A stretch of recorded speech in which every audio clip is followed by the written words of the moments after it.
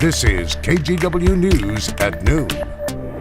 Thanks for joining us. I'm Christine Pitawanich. We begin with an Amber Alert in Washington. You probably got the notification on your phone a few hours ago. The alert is for this 5-year-old boy named Ethan. Washington State Patrol believe he was abducted in Spokane Valley. Police are looking for the suspect, 42-year-old Justin Robertson. Officers say he broke into his estranged wife's home, stabbed her multiple times, and then took off with Ethan. Robertson has brown hair, green eyes. He's about 5'9" and weighs 205 pounds. Authorities say he's driving a red 2014 Subaru Legacy with Washington license plates. The number is right there on your screen. If you see him or the car, call 911 right away. Preparations are nearly complete for a major memorial service. It's for fallen Cowlitz County Deputy Justin Derosier. He will be honored at a service at the University of Portland tomorrow afternoon. In advance of that service, Derosier's family made their first public comments since he was killed in the line of duty just over a week ago. KGW's Tim Gordon is live in North Portland. And Tim, gosh, what an emotional time for both the community and certainly for the family. Right, and Christine, as we can all imagine, it's got to be the very toughest on the young deputy's tight-knit family. They and several thousand more will converge on UP's Child Center tomorrow afternoon to say goodbye. Just 29 years old, Cowlitz County Sheriff's Deputy Justin Derosier lost his life doing what he loved. Justin always wanted to be a cop, and he was the best one I knew. Justin loved going to work every single day.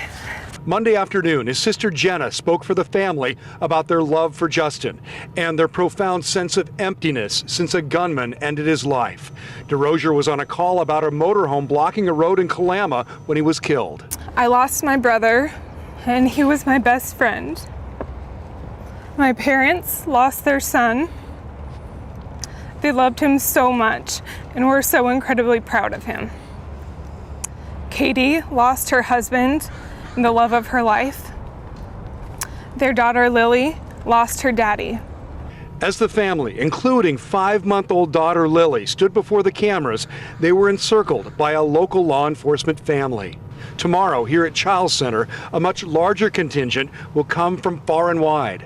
Yeah, there'll be officers from throughout the Pacific Northwest, Canada, the Royal Mounted Canadian Police. I always show up. And I know the New York Police Department, they send an officer to every fallen officer's funeral. So yeah, there'll be a great deal of support, and the representatives from around the country will be here.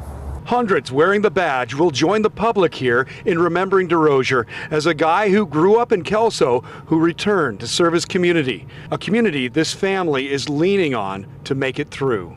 We feel your hearts, prayers, and goodness surrounding us, and it gives us great comfort and courage during this incredibly difficult and painful time. Well, that service begins at 1 p.m. tomorrow here at Child Center, which holds nearly 5,000 people, and they expect that it should fill up. There's also going to be a live feed shown at the New Life Church up in Longview for folks who can't make it down here to North Portland. Christine? Thank you, Tim. The procession for Deputy Derosier could impact you if you're driving between downtown Longview and North Portland. Here's KGW's traffic reporter Chris McGinnis to give you a quick look at the route. Christine, the processional will start staging in downtown Longview near the intersection of 7th and Washington between 9 and 10 o'clock tomorrow morning. They will then travel south and do a loop around downtown, eventually getting back onto the Allen Street access to I-5 South. The processional will then travel about 45 miles south on I-5 and get off at the Rosa Parks Way exit in North Portland. There will be about 150 vehicles in the formal processional, but you can certainly anticipate even more traffic than that following along. Traffic will then follow Rosa Parks Way west out to Willamette Boulevard, and their expected arrival on the University of Portland campus will be sometime around 11:30 Wednesday morning at the Child Center. Thank you, Chris. And we just learned Oregon Governor Kate Brown has ordered all flags at public buildings to be flown at half-staff tomorrow. We know a whole lot of you out there are interested in watching both the procession and memorial. We plan to stream it live on KGW.com as well as on all of KGW's social media platforms. The man accused of killing a woman in Marion County will be arraigned this afternoon. Detectives arrested Derek Johnson yesterday. 55-year-old Robin Stender was found on Saturday night inside a home on Twin Creeks Lane near the town of Jefferson. Investigators have not yet said if the two knew each other. Also happening this afternoon, sentencing for a woman caught on video yelling racial slurs and waving a knife at a black couple. The video was taken back in December at a McMinnville strip mall. The whole thing started because of a parking dispute. Amber Rocco is facing harassment and intimidation charges, which can fall under the umbrella of a hate crime in Oregon. She says she was just defending herself, and the confrontation was blown out of proportion. Rocco is expected to enter a plea this afternoon and will be sentenced in Yamhill County Court. And take a look at this surveillance video. Deputies say this man inappropriately touched women at the Barnes & Noble bookstore at Clackamas Town Center. The alleged crime happened on April 13th. So they want you, if you know who the suspect is or have any information, to call the Clackamas County Sheriff's Office. And this police canine recovering after getting stuck with more than 200 porcupine quills. Poor guy. Deputies with the Coos County Sheriff's Office says the canine, Odin, was tracking a suspect when he crossed paths with a porcupine. The search was immediately called off and Odin rushed to the animal hospital. Fortunately, though, deputies say Odin will be okay. And we're going to take you outside now and give you a live look from our Wells Fargo sky cam. A pretty gray day out there, and I haven't seen any showers, but for the call, let's go to meteorologist Rod Hill. So how long will we get rain, or how long until we get rain, at least downtown Portland area? Well, you know, we've had spritzy showers so far that have been mainly near the mountains and over at the coast. Haven't seen much around downtown, and we may not, but Christine points out that that chance is real. So one of the cloudy spots has been the beach. Here's the golf course of Salishan and Glen Eden Beach just south of Lincoln City, and you can tell it is raining right there. I just grabbed that off of their camera. And this is Timberline Lodge.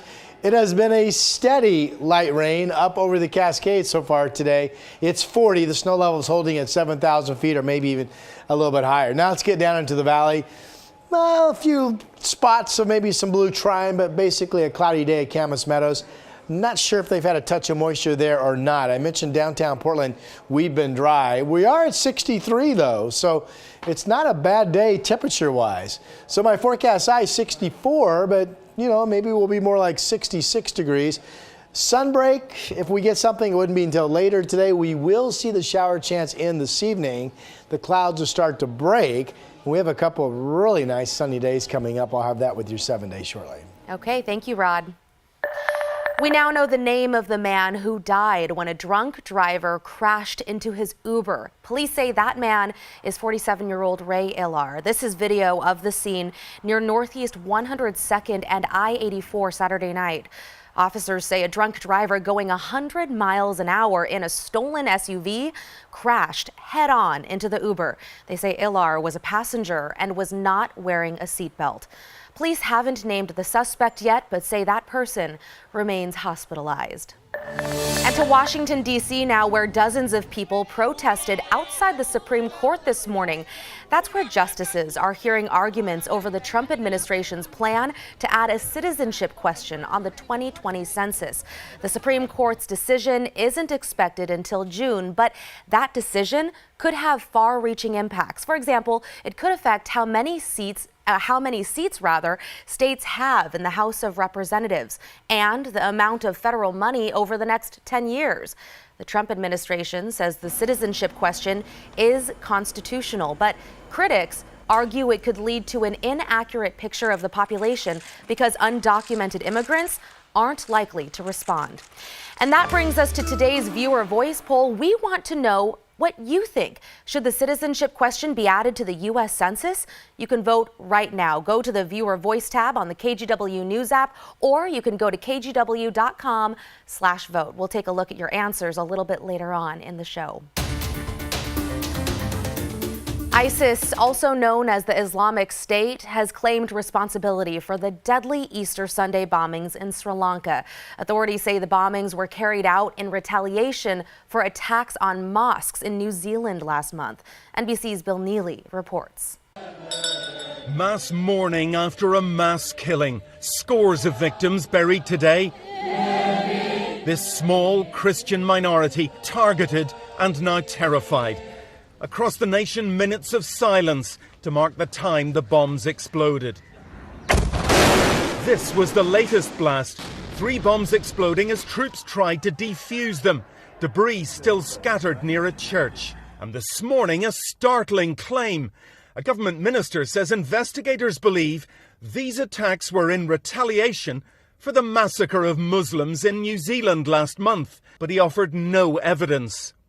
Why weren't the churches protected if you had a warning? We never expected an attack of this magnitude. Ministers admit there were warnings of suicide bombings and apologised for not passing them on.